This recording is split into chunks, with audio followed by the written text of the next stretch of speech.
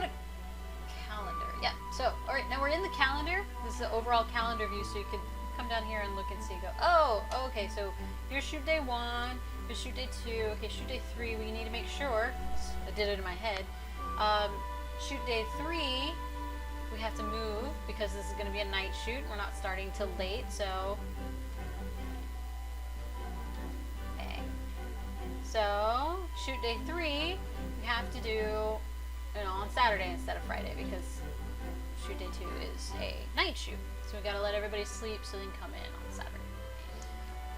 I will also get into figuring that out on a later date, but right now we're just getting you started, and then we'll deep dive a little later.